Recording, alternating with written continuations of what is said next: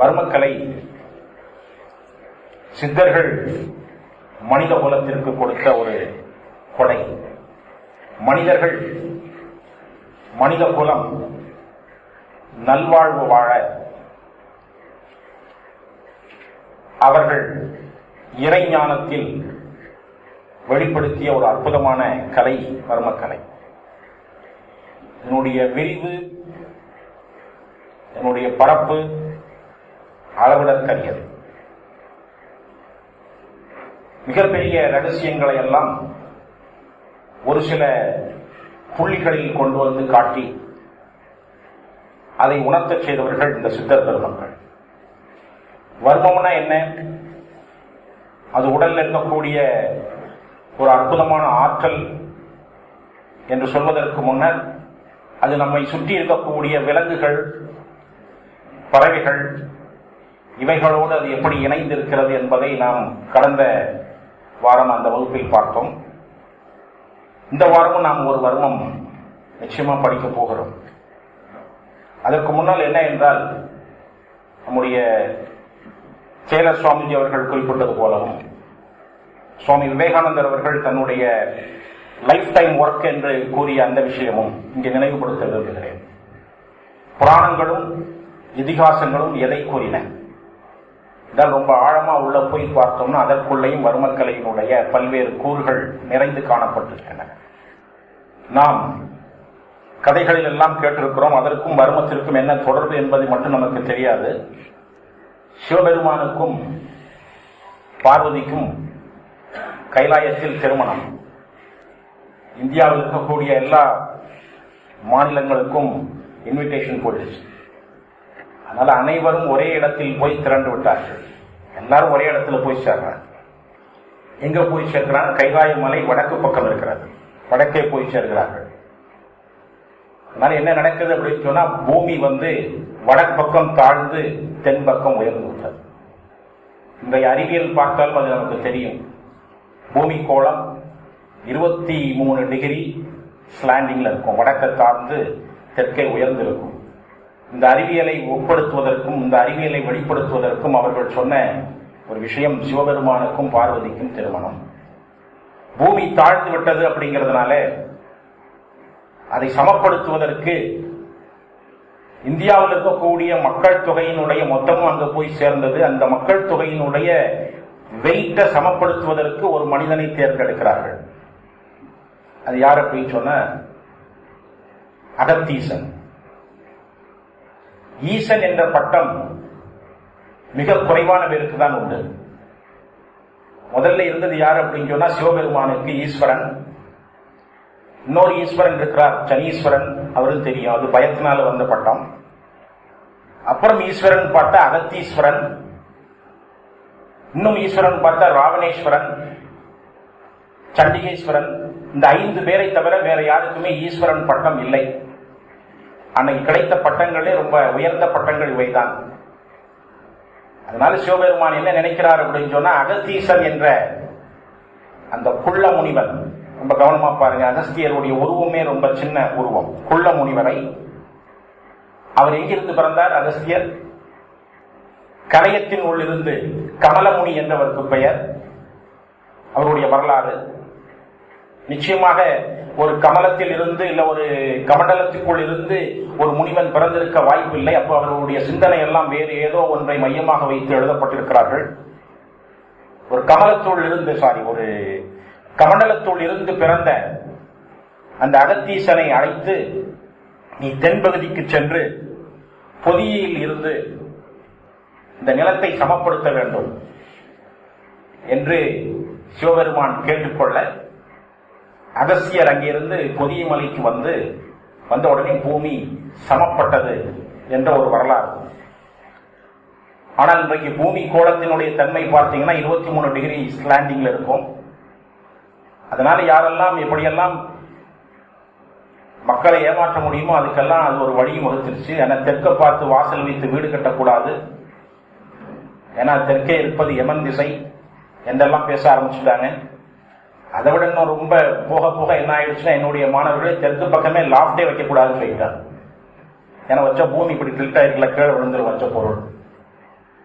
அதனால அகஸ்தியர் பொதிகை மலைக்கு வந்த உடனே பொதிகை மலையில மிக முக்கியமான நிகழ்வு, அதையும் சொல்லிடுறேன். பொதிகை மலையில் ஒரு சித்தர் கூட்டமே அங்கு இருந்தது. பொதிகை மலையில் இருந்து புறப்படுகிற அந்த நதியினுடைய பெயர் தாமிரபரணி. அந்த தாமிரபரணி இரண்டாக பிரிகிறது. மேலிருந்து அது ரெண்டா பிரியும். ஒன்னு திருநெல்வேலி மாவட்டத்தில் ஓடும், ஒன்னு கன்னியாகுமரி மாவட்டத்தில் நம்ம சதீஷ் அண்ணா அவர்களுக்கு தெரியும், குளித்துறை என்ற இடத்தில் ஓடுறது தாமிரபரணி. நெல்லை மாவட்டத்தில் பார்த்தீங்கன்னா அங்கே இருக்கக்கூடிய சித்தர்கள் எல்லாம் சித்த மருத்துவத்திற்கு முக்கியத்துவம் கொடுத்தார்கள். கன்னியாகுமரி மாவட்டத்தில் இருந்தவர்கள் அத்தனை பேரும் வர்ம மருத்துவத்திற்கு முக்கியத்துவம் கொடுத்தார்கள். ஏன்னா ஒரே இடத்தில் அகஸ்தியர்களால் ஏற்படுத்தப்பட்ட அந்த வித்தை, இந்த அகஸ்தியரை சமப்படுத்துவதற்கு அனுப்பி அந்த கதையை தான் நாம் இங்க பேசுகிறோம். இது எப்படி சாத்தியப்படும் என்று கேட்டால், நம்முடைய உடம்பு தான் பூமி கோளம். இந்த உடம்புல இருக்கக்கூடிய 2 இயக்கங்கள், அது இங்க உட்கார்ந்த உடனே டாக்டர் விஸ்வநாதன் அவர்கள் அதை தூண்டி விட்டு விட்டார். 2 இயக்கங்கள், கலை, முக்கியமான கலை இயக்கம். ஒன்று இடகலை, மற்றொன்று பின்கலை. வேற எதுவும் அல்ல, நம்முடைய வலது நாசியிலிருந்தும் சுவாசம் வரும், இடது நாசியிலிருந்தும் சுவாசம் வரும். இடது நாசியிலிருந்து வருகிற சுவாசத்திற்கு இடகலை என்று பெயர். அது வலது கால் கட்டை விரலில் இருந்து தொடங்கி, கொஞ்சம் பாருங்க, வலது கால் கட்டை விரலில் இருந்து தொடங்கி இடுப்பு பகுதிக்கு வந்த உடனே கத்திரிக்கோள் மாறலாக மேல வரும். அதே போல வலது மூக்கில் சுவாசம் வருவதற்கு காரணமாக இருக்கிற நரம்புகள் இடது கால் கட்டை விரலில் தொடங்கி மேல கத்திரிக்கோள் மாறலாக மேல வரும். இதை எல்லா சித்தர்களும் பாடியிருக்கிறார்கள். ஆனா புராணத்தில் இருந்த கதையை அவர்கள் மறைமுகமாக பேசியிருக்கிறார்கள். சங்கு 1 தாரை 2 சிவவாக்கியர் பேசுவார். நம்முடைய மாணவர்களுக்கு அந்த பாடத்திட்டம் வச்சிருக்கிறோம். சங்கு 1 தாரை 2, 2 தாரைகள். தாரை என்றால் ஓட்டம், ஜன்னல் பின்னல் ஆனது. நம்முடைய உடம்பில் இருக்கக்கூடிய அந்த கால்களில் இருந்து புறப்படக்கூடிய அந்த 2 நாடிகளும் மூலாதாரம் என்று சொல்லக்கூடிய அந்த பகுதிக்கு வந்தவுடனே இடது காலில் இருந்து வரக்கூடியது வலது பக்கமும் இது இப்படியும் திரும்பிடும். அப்புறம் கிராஸ் செக்ஷன்ல இந்த அமைப்புல மேல வரைக்கும் வரும். நடுவுல ஒரு நடு நாடி வரும். அதான் ஜன்னல் பின்னல் ஆனது. இப்ப இந்த நாடி என்ன அப்படின்னு சொன்னா, மேல நம்முடைய மூக்குல வலது காலினுடைய கனெக்ஷன் இடது மூக்கிலையும், இடது காலினோட கனெக்ஷன் வலது மூக்கிலையும் இருக்கிறதுனாலதான் நம்ம ஒழுங்கா சுவாசிச்சுட்டு இருக்கிறோம். அதுல ஏதாவது ஒண்ணு சிக்கல் வந்துடுச்சு அப்படின்னு சொன்னா நம்முடைய சுவாசத்தில் தடை ஏற்படும். அந்த தடை ஏற்பட்டு விட்டால் நம்முடைய உடலாகிய இந்த பூமி ஒரு பக்கம் சரியா ஆரம்பிச்சு. நம்முடைய இலக்கியங்களும் நம்முடைய சித்தர்களும் சொல்லுகிற விஷயங்கள் என்ன என்றால், சாப்பிட்டு இல்லைன்னா எப்பொழுது படுப்பதாக இருந்தாலும் இடது பக்கமாக சரிந்து படுக்க வேண்டும். இடது பக்கமாக சரிந்து படுக்க வேண்டும் என்று சொன்னதோடு நிறுத்திவிட்டாங்க. எவ்வளவு நேரம் இடது பக்கமாக சரிந்து படுக்க வேண்டும் என்பதை மட்டும் பேசாமல், இடது பக்கமாக சரிந்து படுத்தால் நம்முடைய உணவுப்பை, இறைப்பை இருக்கிற இடம் இடது பக்கம். அது அசைவில்லாமல் இருந்தால் உண்ட உணவு ஜீரணமாகும். ஆனா நம்முடைய ஆட்கள் என்ன பண்ணிட்டாங்க அப்படின்னு சொன்னா, இடது பக்கமே சரிஞ்சு படுத்திருக்காங்க.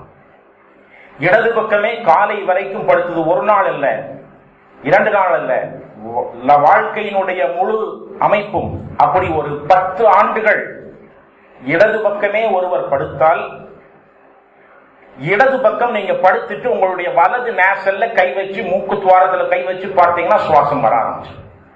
ஆப்போசிட்ல தான் அது வேலை செய்யும். எந்த பக்கம் நம்முடைய பாடியினுடைய வெயிட் அமுங்குதோ அதுக்கு எதிர் பக்கமா சுவாசம் வரும்.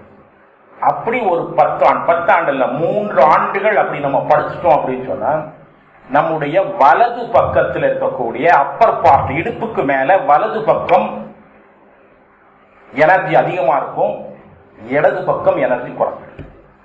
அப்ப என்ன ஆகும்னா, பூமி ஒரு பக்கம் சரிந்து இருக்கும். அதனால என்ன சொல்லியிருக்கிறாங்க அப்படின்னு சொன்னா, நம்முடைய உடம்பினுடைய 2 பக்கங்களிலும் சுவாசத்தை இயக்கி இந்த கலையை ஒழுங்குபடுத்த வேண்டும். அதனால இடது பக்கமும் படுக்கணும், கொஞ்ச நேரம் திரும்பி வலது பக்கமும் படுக்கணும். அப்படி படுக்கவில்லை என்றால் நம்முடைய உடம்பு ஒரு பக்கத்தில் இருக்கக்கூடிய ஆற்றலை இழந்து, பூமி எப்படி அங்க டில்ட் ஆனது அப்படின்னு சொல்லி ஒரு கதை சொல்றாங்களோ அதுபோது நம்முடைய உடம்பிலையும் வர ஆரம்பித்து விடும். அப்ப அதை ஒழுங்குபடுத்துவதற்கு என்ன பாருங்க, அகத்து இருக்கக்கூடிய ஈசன், இதற்குள்ளே இந்த ரெண்டும் வந்து மீட் பண்ற கடைசியா சந்திக்கிற இடம் எங்கே அப்படின்னு சொன்னா நெற்றி பொட்டுன்னு சாரி அந்த பொட்டு வைக்கிற அந்த இடம், ரெண்டு புருவங்களினுடைய மையம் மூக்கு வந்து எங்க சேர்கிறதோ அந்த இடத்துக்குள்ள இது வந்து சேரும். இங்கே ஒரு அகத்து ஈசன் இருக்கிறான். அந்த அகத்து ஈசனை ஒழுங்கா நாம் அங்கே என்ன இருக்கும் அப்படின்னு சொன்னா உள்ள பாத்தீங்கன்னா நம்முடைய பிட்யூட்டரி ஒரு சிறிய பிட்யூட்டருடைய வடிவத்தை எடுத்து பார்த்தோம்னா ஒரு சிறிய கலயம் கலசம் மாதிரி இருக்கும். அதிலிருந்து வரக்கூடிய ஒழுங்கான இயக்கத்தை நாம் இந்த உடம்புக்கு கொடுத்தோம் அப்படின்னு சொன்னா இந்த முதல்ல இந்த பூமி ஆகிய இந்த உடம்பு ஃபங்க்ஷன் நார்மலா. இதை சொல்வதற்கு தான் புராணத்தில் வந்து ஒரு கதையை சொல்லி நமக்கு பண்ணினார்கள். அப்ப என்ன அப்படின்னா நம்முடைய உடம்புக்குள் இருக்கிற இதே மாதிரி இந்த ஆற்றலை, இந்த சங்கு ஒன்று தாரை இரண்டு ஜன்னல் பின்னலானது, இந்த ஆற்றலை நீங்கள் ஒழுங்காக இயக்க ஆரம்பித்தால் நமக்கு எதிரே இருக்கக்கூடியவர்களுடைய ஆற்றலோடு நம்முடைய ஆற்றலையும் இணைத்துக் கொள்ளலாம். அதனால்தான் ரிலேஷன்ஷிப் மெயின்டைன் ஆகுது. இதையெல்லாம் பேசினாங்க. இன்னும் நம்முடைய இலக்கியத்தில் மற்றொரு நிகழ்வு, வாலி அப்படின்னு ஒரு கதாபாத்திரம் வருது கம்பராமாயணத்தில். ராமாயணத்தில் இந்த வாலியினுடைய வேலை என்ன என்றால் அவனுக்கு எதிர் யார் நின்னாலும் எதிரே நிற்பவர்களுடைய ஆற்றலை இவன் ஈர்த்துக் கொள்வான். எதிரே நிற்கிறவன் வந்து 100% ஆற்றல் வச்சிருந்தானா இவன் போய் நிற்கிறான் அப்படின்னு சொன்னா இவனுக்கு அங்கிருந்து 50% வந்துடும். இவன் 150% சொல்லல, 150 அமௌண்ட் எனர்ஜி இவனுக்குள்ள வந்துடும். அங்க எதிரே இருக்கிறவனுக்கு 50. ஒருவரிடமிருந்து ஒருவருக்கு மற்றொருவருக்கு எனர்ஜியை ரிசீவ் பண்ண முடியும் என்பதற்கெல்லாம் இதுதான் சொன்னாங்க. அதனுடைய விளைவுதான் இந்த இடத்தினுடைய அந்த அகத்தி ஈசன் என்ற கதையை நம்முடைய புராணங்களும் இதிகாசங்களும் பேசியிருக்கின்றன. எனவே வாலியினுடைய கதையிலும் ஒருவரிடமிருந்து ஆற்றலை மற்றொருவர் ஈர்த்துக் கொள்ளவும் முடியும், ஒருவரிடமிருந்து ஆற்றலை மற்றொருவருக்கு கொடுக்கவும் முடியும். நாம் இப்ப எது வரைக்கும் வந்திருக்கிறோம் அப்படின்னு சொன்னா இன்னைக்கு அறிவியல் உடம்புல இருக்கக்கூடிய மிக நுட்பமான செயல்படக்கூடிய ரத்தத்தை ஒருத்தரிலிருந்து இன்னொருத்தருக்கு டிரான்ஸ்பர் பண்றது வரைக்கும் வந்திருக்காங்க. அதையும் கடந்து உடம்புக்குள்ள இருக்கக்கூடிய பிராணன் என்று சொல்லக்கூடிய இந்த வர்ம ஆற்றலை ஒருத்தரிடமிருந்து ஒருத்தருக்கு டிரான்ஸ்பர் பண்றதுக்கு சித்தர்கள் தெரிந்திருக்கிறாங்க. அதை இன்னும் அறிவியல் உலகம் கண்டுபிடிக்கவில்லை. அது கண்டுபிடிச்சிட்டாங்க அப்படின்னு சொன்ன மிகப்பெரிய வெற்றி. இது எப்படி மதியம் டாக்டர் ஐஎஸ் அண்ணாவோட அவர்களோட பேசிக் கொண்டிருந்த பொழுது ஒரு நிகழ்வை பேசினோம். ஏனென்றால் நம்முடைய இலக்கியவாதிகளும் சித்தர்களும் சிந்தித்து வைத்த விஷயங்கள் தான் இன்றைக்கு அறிவியல் உலகம் நடைமுறைப்படுத்திக் கொண்டிருக்கிறது. உலகத்திலே மிகப்பெரிய சமையல்காரனாக இந்தியாவில் 2 பேர் இருந்தாங்க. ஒருத்தர் நளன், மற்றொருவர் யாரு? பீமன். பீமனும் நளனும் தான் மிகப்பெரிய, அதிலே நளன் தான் மிக நுட்பமாக சமையல் பண்ணக்கூடியவன். அதனால்தான் எது பார்த்தாலும் நளபாகம். அவன் காட்டில் உட்கார்ந்து சமையல் பண்ணுகின்ற பொழுது அடுப்புல இருக்கக்கூடிய விறகு இருக்காது, நெருப்பு இருக்காது. ஆனா மேல இருக்கக்கூடிய பாத்திரத்தில் இருக்கக்கூடிய அரிசி கொதிச்சுட்டு இருக்கு. இது எப்படி நடந்தது அப்படின்னு சொன்னா சூரிய சக்தியை அன்றைக்கே மகாபாரதத்தினுடைய காலத்திலேயே சூரிய சக்தியை ஈர்த்து அதனால் சமையல் பண்ணலாம் அப்படிங்கிற ஒரு சிந்தனையை முன்வைத்தவர்கள் நம்முடைய இலக்கியவாதிகள். அந்த பாரதம் எழுதியது இலக்கியவாதிகள் என்று சொல்வதை விட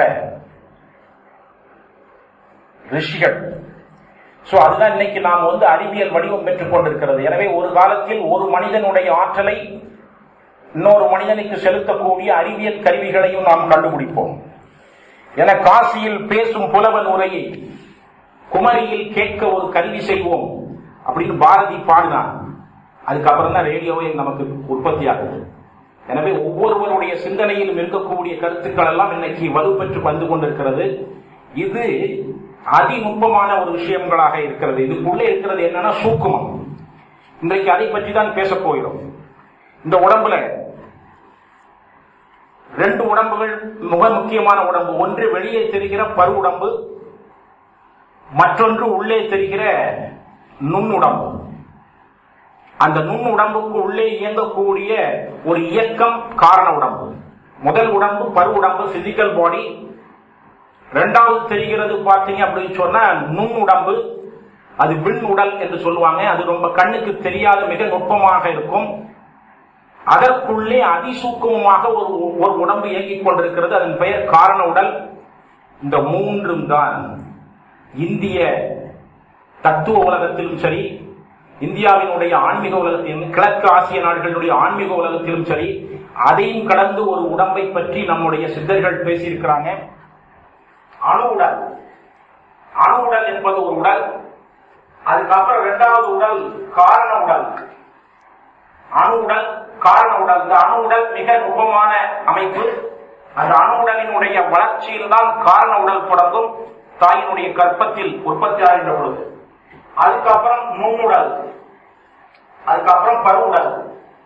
இப்ப நாம் எங்க இருக்கிறோம் அப்படின்னு சொன்னா பருவுடல் அப்படிங்கிற உலகத்தில் மட்டும்தான் இருக்கிறோம். வெளியே தெரிகிற இந்த பிசிக்கல் பாடியை மட்டும் வைத்துக் கொண்டு அதற்கு அதை பேணுவதற்கும் அதில் வரக்கூடிய நோயை சரி செய்வதற்கும் அதை வலுப்படுத்துவதற்கு தான் முயற்சி செய்கிறோம். அதற்கு உள்ளே இருக்கிற மிக நுட்பமான உடல் ஒன்று இருக்கிறது, அது நுண்ணுடல். இந்த நுண்ணுடல் நாம் சாப்பிடுகிற உணவை பொறுத்து அமையும். அது நம்ம அடுத்த கிளாஸ்ல அதை பத்தி பேசுவோம். இந்த காரண உடல் இந்த ரெண்டையும் ஒன்றோடு ஒன்று இணைத்துக் கொண்டு செல்லும். இது அப்படின்னா பேஸ். இது ஃபார்ம் ஆகலை அப்படின்னு சொன்னா நாம யாரும் வந்திருக்க முடியாது. அந்த அணு உடல் தாயினுடைய வயிற்றுக்குள் ஃபார்ம் ஆனதுனாலதான் அதுக்கப்புறம் இத்தனை உடல்களும் சேர்ந்து நாம் இன்னைக்கு பிசிக்கல் பாடியா இருக்கோம். அதுல நாம் இப்ப இரண்டாவது உடல் பற்றிய ஒரு சிந்தனையை இங்க முன்வைக்கிறோம். ஏன்னா இந்த இரண்டாவது உடல் இந்த முதல் வெளியே தெரிகிற இந்த பருவுடலோடு சேரவில்லை அப்படின்னு சொன்னா நாம உட்கார முடியாது. அத்தனை நோய்கள் நமக்குள்ள இருக்கும். அப்ப இதை ஒழுங்குபடுத்துவதற்கு நம்முடைய சித்தர்கள் வர்மக்கலையை பயன்படுத்தியிருக்கிறாங்க. அந்த நுண்ணுடலையும் பருவுடலையும். இந்த நுண்ணுடல் போய் உடம்புக்குள்ள சில குறிப்பிட்ட இடங்கள்ல டெபாசிட் ஆகும். அந்த இடங்கள் தான் நமக்கு வர்ம புள்ளிகளாக பேசப்பட்டிருக்கின்றன. விலங்குகளுக்குள்ளே இது செய்திருக்கிறாங்க.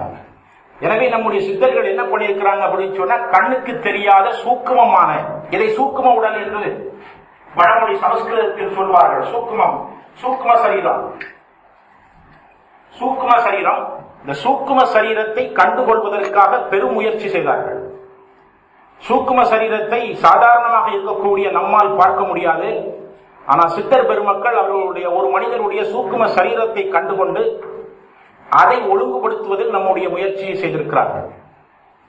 இந்த சூக்கும சரீரம் என்று சொல்வது நம்முடைய உடம்பிலும் இருக்கிறது, விலங்கினுடைய உடம்பில் இருக்கிறது, மீன், புறா, பறவைகள் எல்லாவற்றுக்கும் இருக்கு. உயிருள்ள அத்தனை பிசிக்கல் பாடி இருக்கிற எல்லாத்துக்கும் அந்த நுண் உடம்பு இருக்கிறது.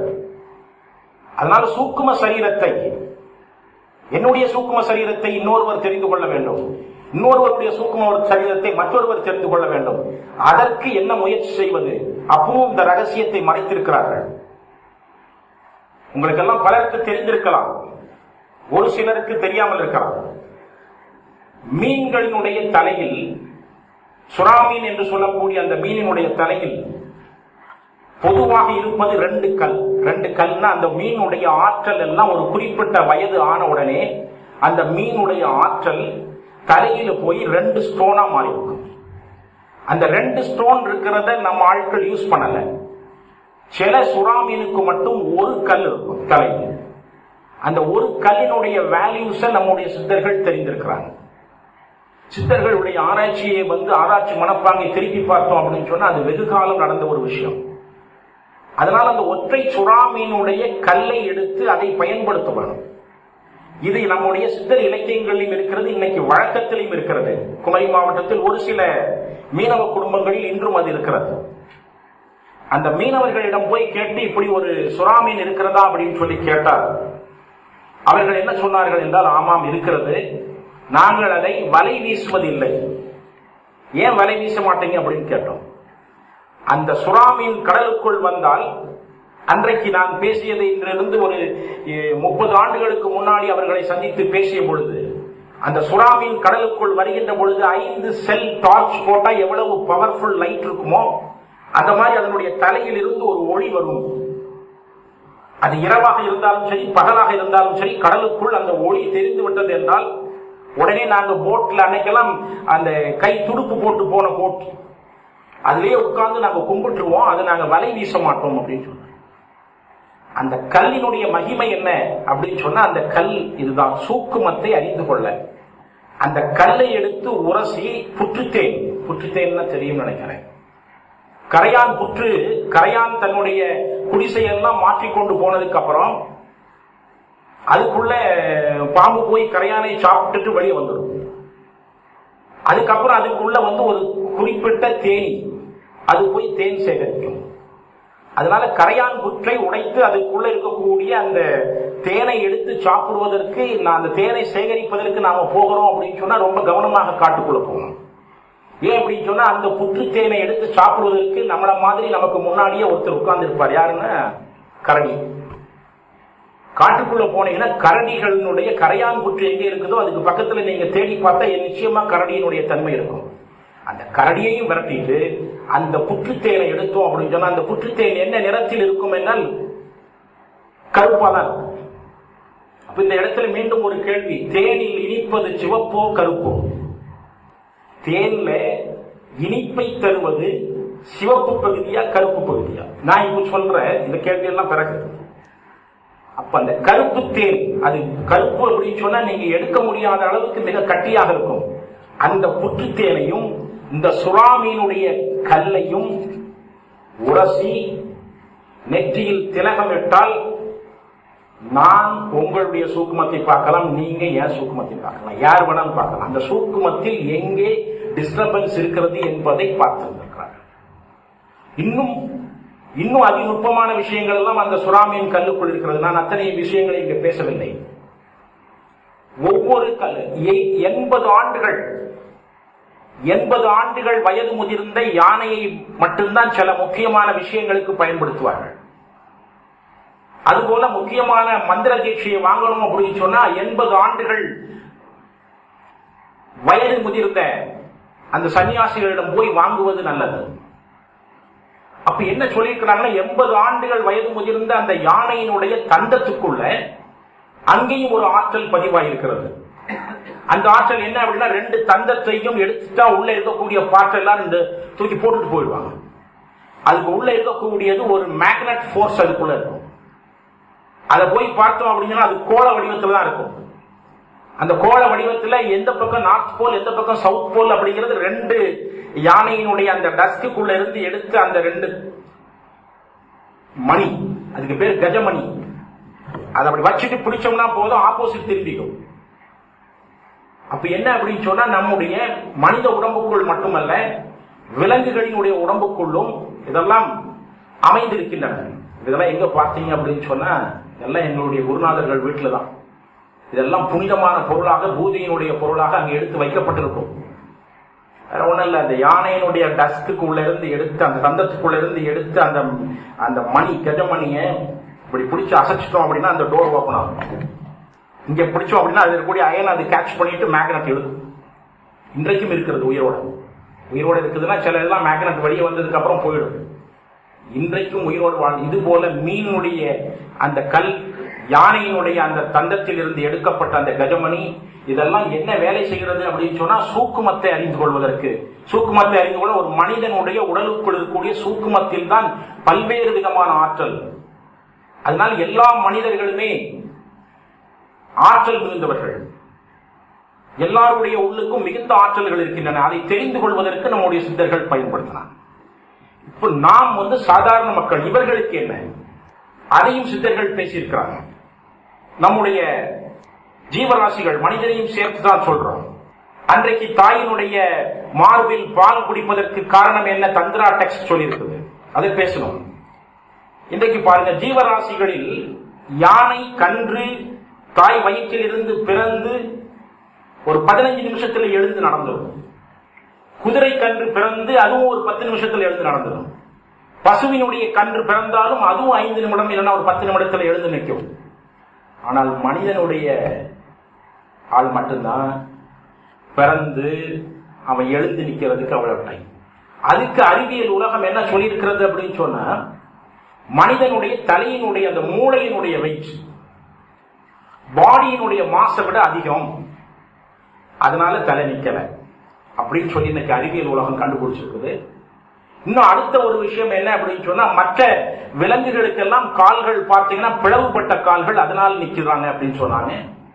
இன்னும் சில ஆராய்ச்சிகள் கொண்டு வந்துட்டு மனிதன் 10 மாசம் தான் வயிற்றுக்குள்ள இருக்கிறான்.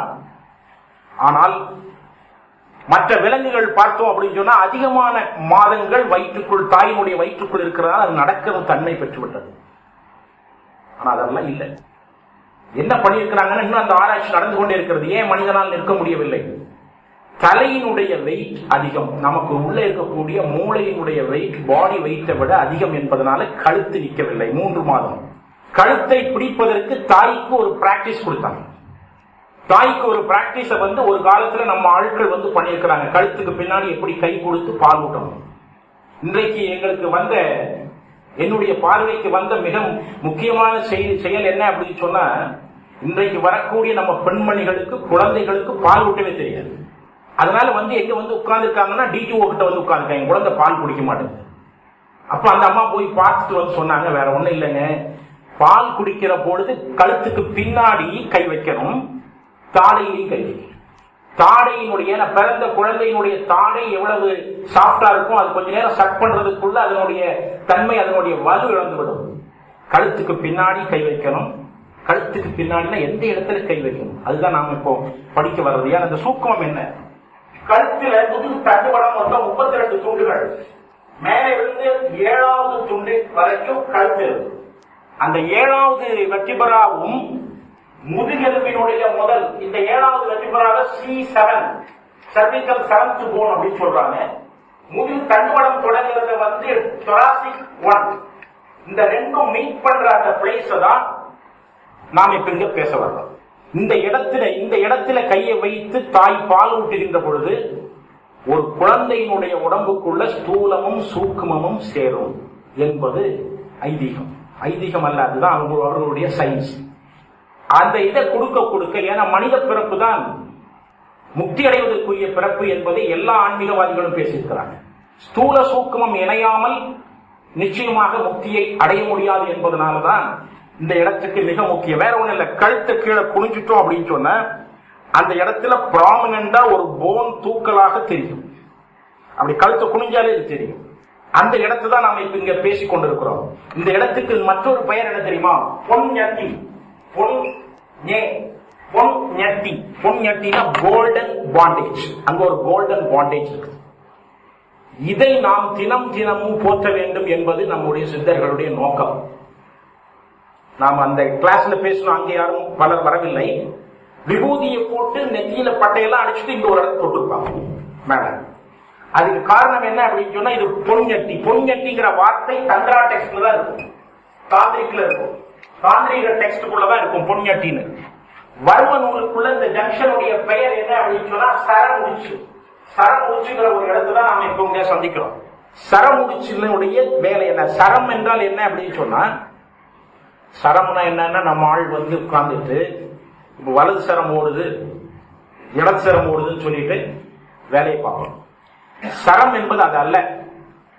ஆதாரங்களை, உள்ள இருக்கக்கூடிய ஆதாரங்களை தொட்டு வெளிவருகிற காற்றினுடைய பெயர் தான் சரம். ஆதாரத்தை தொடவில்லை அப்படின்னு சொன்னா அந்த காற்று இன்வாலிட்.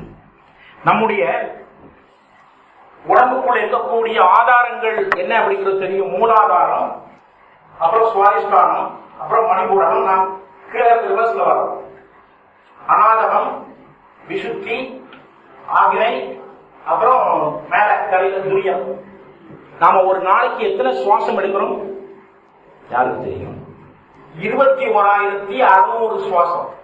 காலையில் இருந்து இரவு வரைக்கும், விடிஞ்சதிலிருந்து திரும்ப முடியறது வரைக்கும் 21,600 சுவாசம். 21,600 சுவாசம் அப்படின்னு சொன்னா இதை டிவைடட் பை 60, 60 கொண்டு 60 நாளிகைக்கு இவ்வளவு எடுத்துக்கிறோம்.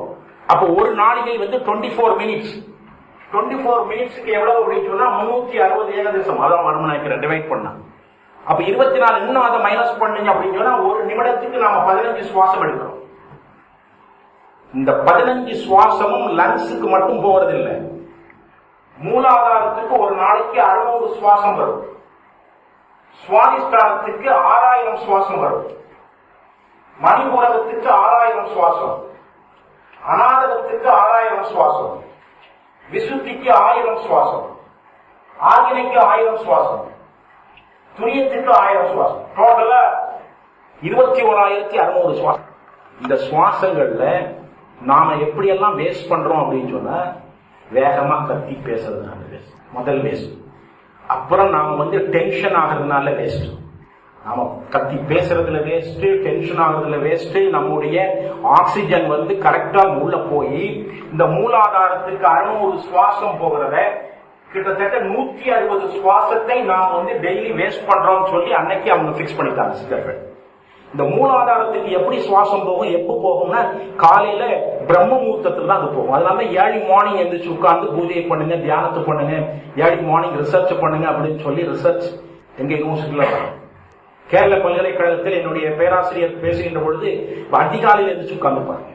இன்னும் பாரதிய தான் சொல்லு, காலை எழுந்தவுடன் படிப்பு. அப்ப காலையில் எப்ப 600 சுவாசம். இப்படி ஒவ்வொரு இடத்திலையுமே சுவாசத்தை நாம் தினம் தினம் ஏதோ ஒரு வகையில் வேஸ்ட் பண்றோம். அதையெல்லாம் ஒழுங்குபடுத்தவில்லை என்றால் ஸ்தூல சூக்குமம் மிஸ்மேட்சிங் சேரும். அதை ஒழுங்குபடுத்துவதற்கு தான் நாம என்ன பண்றோம் அப்படின்னு சொன்னா மெடிடேஷன் பண்றோம், இல்லைன்னா சில இடங்கள்ல உட்கார்ந்து சேர்ந்து பாடுறது, இல்லைன்னா ஓங்கார மந்திரம் சொல்றது, இல்லைன்னா தியானத்தை பண்றது, இல்லைன்னா வழிபாடு செய்யறது. அது எந்த வழிபாடாக இருந்தாலும் சரி, இதெல்லாம் இந்த சுவாசத்தை ஒழுங்குபடுத்துவதற்கு தான் செய்திருக்கிறோம். நம்முடைய சுவாசம் குறைய குறைய நாம் எடுக்கிற சுவாசம் 21,600 சுவாசத்துல வேஸ்ட் ஆயிட்டு இருந்ததுன்னா அதை நாம பேலன்ஸ் பண்ணலைன்னா ஸ்தூலமும் சூக்கமும் மிஸ்மேட்ச் ஆகும். அப்படி ஸ்தூலமும் சூக்கமும் மிஸ்மேட்சிங் ஆயிடுச்சுன்னா என்ன ப்ராப்ளம், அதுதான் நாம இப்ப பேச. நாம நல்லா தூங்கிட்டு இருக்கும்போது வீட்டுல நம்முடைய அம்மாவோ இல்ல குழந்தைகளோ யாராவது என் மனைவியை சொல்லனா எடுக்க மாட்டாங்க, தூங்கிட்டு இருந்தாலே பெட்டர். அதனால என்ன அப்படின்னு சொன்னா, யாராவது வேகமா எழுப்பிட்டாங்க அப்படின்னு சொன்னா நம்முடைய ஸ்தூலமும் சூக்கமும் மிஸ்மேட்சிங் ஆகும். ஈவினிங் ஃபுல்லா ஹெடேக், அதை ஃபீல் பண்ணிட்டு. அதுதான் அதனுடைய. இது மாதிரி ஒவ்வொரு இடங்களில் நமக்கு வருகின்ற பொழுது இதை எப்படி ஒழுங்கு செய்யறது, இது எப்படி பொன் நெட்டி. தங்கலா ஸ்கூல்ல இதனுடைய வேல்யூ பாருங்க. பொன் நெட்டி ஒரு ஃபாரினர் ஒரு 7 வருஷத்துக்கு முன்னாடி நம்ம கல்லூரியில் என்ன சந்தித்து இருக்காரு. அவர் கடைசியா பேசுனது என்ன தெரியுமா, எனக்கு இந்த இடத்துல ஒரு பெயின் இருக்குது, இந்த பெயினை தீர்க்கிறதுக்கு நான் பல்வேறு டாக்டரை பார்த்தேன், 33 இயர்ஸ் நான் இதுக்காக வேண்டி அலைஞ்சிட்டேன். கடைசியில எங்களுடைய குருஜி சொன்னாங்க. யாரு உங்க குருஜின்னு கேட்டேன். பாபாஜி ஆசிரமம் அமெரிக்கால இருக்குது, அங்க ஒரு லேடி இருக்கிறாங்க. அவங்க சொன்னாங்க, உனக்கு ஆவி பிடிச்சிருக்கு. என்ன ஆவி? பேய் இங்கதான் பிடிச்சிருக்கு. அப்ப நம்முடைய ஆட்கள் என்ன அப்படின்னு சொன்னா, யானையை கொடுப்பான், யானையை கண்ட்ரோல் பண்ற துரட்டியை கொடுக்க மாட்டான். ஜீரோ அப்படின்னு ஒரு ஜெர்மன்காரன், அவன் தான் இன்னைக்கு பாம் ஹிஸ்டரியில பெஸ்ட் ஆதர். அவன் தான் நிறைய புக்ஸ் எல்லாம் எழுதியிருக்கிறான். அவன் தன்னுடைய லைஃப் ஹிஸ்டரியில் எழுதியிருக்கிறான். நான் இதற்கு அடிப்படையான கருத்தை எங்கிருந்து கற்றுக்கொண்டேன் என்றால், இந்தியாவில் நான் ட்ரெயின்ல போகும்போது ஒரு சன்னியாசி எனக்கு கற்றுக் கொடுத்தார். அவன் போய் டெவலப் பண்ணிருக்கான். ஆனா இந்த வர்மம் டெவலப் ஆகாததுக்கு காரணம் என்ன அப்படின்னு சொன்னா, என்னுடைய மாஸ்டராக இருந்தாலும் சரி, நானாக இருந்தாலும் சரி, எந்த ஃபாரினருக்கும் டீச் பண்றது இல்லை. இது 1 to 1 ஒருத்தருக்கு டீச் பண்ணாதான் இது எங்க போயிருக்கோம் அப்படின்னு சொன்னா படிக்க முடியும். பெரிய மாசு கொடுக்குறோம் அப்படின்னு சொன்னா ஓரளவுக்கு தான் உள்ள வாங்கி போட முடியும். இந்த சூக்குமம், இந்த பொன்னியற்சியை பற்றி பேசுகின்ற பொழுது அந்த ஃபாரினர் எல்லாம் முடிச்சதுக்கு அப்புறம் என்கிட்ட கேட்டான், இப்ப எனக்கு வலி சரியாயிடுச்சு, இந்த ஆவி என்ன ஆவி? எந்த ஆவியும் இல்லை, உனக்குள்ள இருக்கக்கூடிய சூக்குமம் மிஸ்மேட்சிங். உன்னுடைய ரிசர்ச் என்ன அப்படின்னு கேட்டா அவன் என்ன சொன்னான்னா, இந்தியாவில் 33 இயர்ஸ் யோக மார்க்கங்கள் எல்லாம் கற்றுக்கொண்டிருந்தேன், அதுல எனக்கு இந்த பெயின் வந்துருச்சு, எங்க குருஜி இதை சொன்னாங்க, அனுப்பிட்டோம். எனக்கு ஒரு வில்லன் மாஸ்டர் இருந்தார். அந்த வில்லன் மாஸ்டருடைய கதையை நம்ம பேசவில்லை அப்படின்னு சொன்னா அந்த குருவுக்கு துரோகம் பண்ண விஷயமாயிடும். சுவாமி விவேகானந்தர் இந்த இடத்துல நான் நினைவுபடுத்த விரும்புகிறேன். சுவாமி விவேகானந்தரும் அவரோடு சேர்ந்தவர்களும் சன்னியாசம் எடுத்துக்கொண்ட பொழுது அவர்கள் ஒரு முதியவர், ஒரு அந்தனரை போய் சந்திக்கிறாங்க. அந்த அந்தனரை சந்திக்கின்ற பொழுது அந்த அந்தனருக்கு உடல் நோய்வாய்ப்பட்டிருந்தார், ஃபீவர். உடனே சுவாமி விவேகானந்தர் அங்க போய் பார்த்துட்டு இவங்கெல்லாம் திரும்புகின்ற பொழுது அந்த பெரியவர் கேட்டார், என்ன வேணும் அப்படின்னா. இல்ல, உங்களை பார்த்து உங்களோட பேசிட்டு போலாம்னு வந்தேன். நீ ரியல் சன்னியாசி தான், என்னுடைய நெற்றியை தொடு அப்படின்னு. தொட்ட உடனே ஃபீவர் போயிடுச்சு, ஃபீவர் குறைஞ்சிருச்சு. பெரியவர் எழுந்து உட்கார்ந்த உடனே உன் இடுப்புல கட்டியிருக்கிற வேஷ்டியை வாங்கிக்கிட்டாங்க இந்த சுவாமிஜிகள் எல்லாம். பெரியவர் கோமணத்தோட இருக்கிறார். இவங்க கொண்டு போன பெட்ஷீட் அவருக்கு மேல போத்துறாங்க. அவர் ஒரு இடத்துல போய் உட்கார்ந்துட்டாரு. உட்கார்ந்த உடனே இப்ப உனக்கு என்ன வேணும்னு கேட்டாங்க. கொஞ்சம் கிரேப்ஸ் கொடுங்க அப்படின்னு. பெட்ஷீட்டுக்குள்ள இருந்து ஒரு பஞ்ச் ஆஃப் கிரேப்ஸ் எடுத்து கொடுத்துட்டாரு. ஆப்பிள் கொடுங்கன்னா கொஞ்சம் ஆப்பிள் எடுத்து கொடுத்துட்டாரு. உடனே பக்கத்துல இருந்த ஒரு சாமிஜி இங்கெல்லாம் உள்ளது கேட்டா அவர் எடுத்து கொடுத்துருவார் போல் இருக்கு, அமெரிக்காவில் இருக்கக்கூடிய ஃப்ரூட் மட்டும் கேட்கலாம்னு சொல்லி கேட்டாங்க. அதையும் எடுத்து கொடுத்து சுவாமி விவேகானந்தர் தன்னுடைய வாழ்க்கை வரலாற்றுக்குள்ள அங்க அவர் சொல்லியிருக்கும் போது, இது போன்ற சித்தாதிகள் நமது நாட்டில் பலர் இருக்கிறார்கள். அப்படி ஒருவர் சித்தர் என்றே தெரியாது. நான் இதெல்லாம் ரொம்ப பின்னாடி படிச்சேன், வித்தியாலயத்துக்கு வந்ததுக்கு அப்புறம். அப்படி ஒரு மாஸ்டர் இருந்தது. அவருக்கு என்னென்ன வருமத்தை அப்படின்னு சொல்லும்போது இடம் எதுன்னு சொல்லி கேட்கறதுக்கு நான் 10 மாஸ்டர் படிச்ச 10 மாஸ்டரும் 10 புள்ளி காமிச்சிட்டாங்க. ஒரே பெயருக்கு 10 இடம் காமிச்சிருப்பாங்க. இந்த மாஸ்டர் போய் கேட்டேன், எங்க இருக்குது இந்த இடத்துல கண் பக்கத்துல இந்த ஒரு நட்சத்திர காலம்னு சொல்றாங்களே அப்படின்னு. அவர் கொஞ்ச நேரம் அவருக்கு சொல்லித்தர தெரியாது. வேகமா ஓங்கி ஒரு அடிபட்டார், கீழே விழுந்தேன். விழுந்து இப்படி எந்திரிச்சு பார்த்த உடனே ஆகாயத்துல இருக்க ஸ்டார்ஸ் எல்லாம் கண் முன்னாடி போயிட்டு இருக்கு. யாராவது அடிப்பட்டவங்க தான் தெரியும். உடனே கேட்டார், இப்ப என்ன நடக்குதுன்னு. நட்சத்திரமா போயிட்டு இருக்கு, அதுதான் நட்சத்திர காலம். அதுக்கப்புறம் அவர்கிட்ட போய் படிக்கிறதா இருந்தா வேற ஆளை கூட்டிட்டு போயிடுவேன், அடிக்கிறதா இருந்தா அவன் அடினேன், டீச் பண்ணும்போது நான் படிச்சுக்கிறேன். ஸோ அது அத்தனை பாயிண்ட்ஸும் அடிச்சுதான் தருவாரு. அவர் கூட நாங்க 8 மாணவர்கள் இருந்தோம். 8 பேரும் போய் ஒரு இடத்துல உட்கார்ந்துருப்போம், ஒரு பெட்ரோல் பங்க்ல உட்கார்ந்துருப்போம். 80ஸ்ல வடசேரி ஜங்ஷன்ல பக்கத்துல ராஜேஷ் தியேட்டர், நிறைய பேர் 4 பேர் உள்ள இருக்கிறாங்க. அந்த பக்கம் ஒரு கல்லுக்கடை, எதிரில் வந்து ரோடு, மிடில் ரோடு, எதிரில் ஒரு பெட்ரோல் பங்க். இந்த கல்லுக்கடையில ஈவினிங் ஃபிஷ் ஃப்ரை பண்ணுவோம். ஃபிஷ் ஃப்ரை பண்ண உடனே என் பக்கத்துல இருந்த நண்பர் சொன்னாரு, ஃபிஷ் ஃப்ரை நல்லா ஸ்மெல் வருதுன்னா. உடனே மாஸ்டர் கேட்டாரு, உனக்கு வேணுமானா? ஆமாண்ணா. டேபிளுக்குள்ள இருந்து ஒரு பிளேட் எடுத்து கொடுத்தாரு. நான் கீழே வாங்கி வச்சிருப்பார் போல் இருக்குன்னு கீழே குனிஞ்சு பார்த்தேன், அங்க ஒண்ணுமே இல்லை. உனக்கு வேணுமானா? நான் இப்படி தலையாசேன், எனக்கு ஒரு பிளேட் எடுத்து. 3வது ஒருத்தருக்கு எடுத்து கொடுத்தாரு. உடனே நான் கேட்டேன், இது எங்க இருந்து வந்துட்டு இருக்கு? எது கல்லுக்கடையில இருந்து வந்துட்டு. அது மட்டுமல்ல, இன்னொரு ரகசியம் என்னன்னா, ஹோட்டலுக்கு போவோம், சாப்பிடுவோம். உள்ள போன உடனே சொல்லுவாரு, சண்முகம் இன்னைக்கு நான் சாப்பிடுறதுக்கு நீ கொடுத்துரு அப்படின்னு. சரி அப்படின்றோம். அவர் வந்து 75 காசு இல்லைன்னா ₹1 25 காசுக்கு சாப்பிடுவார். நாங்க 7 பேரும் சேர்ந்து 8 பேரும் சேர்ந்து ₹47 சாப்பிடுவோம். அவர் பர்ஸை வாங்கி பார்த்தா பணமே இருக்காது, மடக்கி கையில கொடுத்துருவோம். ஆனா கேஷ் கவுண்டர் கிட்ட போன உடனே ₹47.50 அப்பவே சாப்பிடுவோம். ஓபன் பண்ணி ₹47.50 எடுத்துட்டே வரும். வெளியே வந்தாலும் கேட்பேன், ஆசானி எங்க இருந்து வந்து? அவன் கேஷ் கவுண்டர்ல இருந்து வந்துருக்கான் அப்படின்னு. ஆனா அந்த வித்தை எனக்கு சொல்லித்தரல. அவரு மரணத்துக்கு அப்புறம் அதுதான் இப்ப பேச வர. நாம வந்து உயிரோடு இருக்கும்போது நல்லதெல்லாம் செய்தா என்ன நடக்கும்? உயிரோடு இருக்கும்போது நம்மள்ட்ட இருக்கக்கூடிய வித்தைகள் எல்லாம் மிஸ்யூஸ் பண்ணா என்ன நடக்கும்? அவருடைய டெத் வேற விடப்பட்டலாம். மரணத்துக்கு அப்புறம் அது வந்து கேரளாவும் தமிழ்நாடும் சேர்ற பாடம். அதனால என்னன்னா, அவங்க ஒரு பாக்ஸ்ல போட்டு அடைச்சிட்டாங்க. அவருடைய ஆவி அந்த ஊரை தொந்தரவு பண்றது அப்படின்னு சொல்லி மெசேஜ். அதனால பக்கத்து ஊர்ல இருக்கக்கூடிய ஒரு ஆசானோடு நான் நட்பு வச்சிருந்தேன். அங்க வந்தாங்க. வந்த உடனே இவர் என்கிட்ட கேட்டாரு, இந்த மாஸ்டர் ஆசான் தானே? ஆமா. போகலாம். நேரம் வந்து அந்த பாக்ஸுக்கு 6 மாதத்துக்கு அப்புறம் அந்த கல்லறையை பிரேக் பண்ணி உள்ள போய் அந்த பாக்ஸுக்கு மேல நின்ன உடனே ஒரு காப்பர் நீடில் கொடுத்து, என்னுடைய சக நண்பன் அவர்கிட்ட ஸ்டூடெண்டா இருக்கிற சீனியர் ஸ்டூடெண்ட், அவன் கையில கொடுத்து உள்ள போய் அந்த டெட் பாடியினுடைய நெஞ்சு பகுதியில் அடிச்சான். அந்த நெஞ்சு பகுதியில அடிச்ச உடனே கீழே உள்ள குழிக்குள்ள நின்ன என்னுடைய நண்பன் சொன்னா, மாஸ்டர் கண்ணு பத்து நில்ல அப்படின்னா. கண் தெரியவில்லை. ஏற்கனவே உயிரோடு இருக்கும்போது இந்த ஆள் இந்த வேலை பண்ணுவாரு, இப்ப செத்ததுக்கு அப்புறம் என்ன நடக்குதுன்னு சொல்லி கூட்டம் அப்படியே ஒதுங்கிடுச்சு. இந்த பிரசன்ட் மாஸ்டர் உள்ள இறங்குறாரு, கையில கிளவுஸ் மாட்டுறாரு, ஆணி அடிக்கிறாரு. உடனே பாக்ஸ ஓபன் பண்ணாரு, கழுத்துக்குள்ள கையை கொடுத்து C7ஐயும் T1ஐயும் டிஸ்கனெக்ட் பண்ணாரு. அப்புறம் எல்லாம் போட்டு மூடிட்டு அப்புறம் பேய் இல்ல, பிசாசு இல்லை. எனக்கு உள்ள ஒரு கொஸ்டின் ஓடிட்டே இருந்துச்சு, உங்களுக்கு இப்ப ஓடிட்டு. ஏன்னா அந்த பையன் அடிக்கும் போது மட்டும் கண்ணு தெரியாம போச்சு, இவர் அடிக்கும்போது ஒழுங்கா கண்ணு தெரிஞ்சிருக்க என்ன விஷயம் சொல்லி மாஸ்டர்கிட்ட கேட்டேன். அவன் அடிக்கும்போது கண்ணு தெரியாம போச்சு, நீங்க அடிக்கும்போது எப்படி கண்ணு தெரிஞ்சது? வேற ஒண்ணும் இல்லடா, கால்ல கட்டை விரலுக்கும் மெட்டி விரலுக்கும் மிடில்ல அந்த ஆணியை கொடுக்கணும். அந்த இடத்துல உடம்புல இருக்கக்கூடிய அளவுக்கு அதிகமான ஆற்றல், அந்த தாழை ரெண்டு சொன்ன ஆற்றல் இருக்குது. அதை வந்து நாம டச் பண்ணிட்டு அடிச்சாதான் இன்னொரு நெகட்டிவ் எனர்ஜி நம்மள டச் பண்ணாது. ஆமா, அதை நான் வந்து சொல்லிக் கொடுக்குறேன். ஏன் சொல்லிக் கொடுக்கறது? நான் சொல்லிக் கொடுத்தா இப்ப அவன் மாஸ்டர் ஆயிடுவான், அதனால நான் சொல்லிக் கொடுக்குறேன். இப்ப என்ன விஷயத்துக்கு வந்தோம் அப்படின்னா, இந்த டீயும் இதுவும் சேர்ந்து இருக்கக்கூடியதை பிரிச்சு விட்ட உடனே ஒரு உடம்புக்குள்ள இருக்கக்கூடிய அந்த கனெக்ஷன் டிஸ்கனெக்ட் ஆகுது. அதை பேச வந்தோம். அதனால இதனுடைய வேல்யூஸ் என்ன? இந்த இடத்தை சொல்லுகின்ற பொழுது என்ன சொல்லுவாங்கன்னா, உடம்புக்கு வர்ம நூல் படிக்கணும் அப்படின்னா தர்க்க சாஸ்திரம் தெரிஞ்சிருக்கணும். தர்க்கம் அப்படின்னு சொல்லக்கூடியது 32 டெக்னிக்ஸ். அது நீ எங்க போய் எந்த தர்க்கத்தை எடுத்தாலும் சரிதான், அகஸ்தியர் தர்க்கம் எடுத்தாலும் சரிதான், ராமதேவருடைய தர்க்கம் எடுத்தாலும் சரிதான், 32 டெக்னிக்ஸ். ஏன் கௌடில்யருடைய அந்த அர்த்த சாஸ்திரம் என்று சொல்லக்கூடிய அந்த இடத்தும் அங்கேயும் 32 டெக்னிக்ஸ் தான். 32 டெக்னிக்ஸ். வர்ம நூல் படிக்கணும்னா இது தெரியாம படிக்க முடியாது. முதல்ல இந்த மாதிரி ஸ்பூன் ஃபீடிங்ல அங்க கிடையாது. கேள்வியை வந்து கேட்க ஆரம்பிச்சுவாங்க.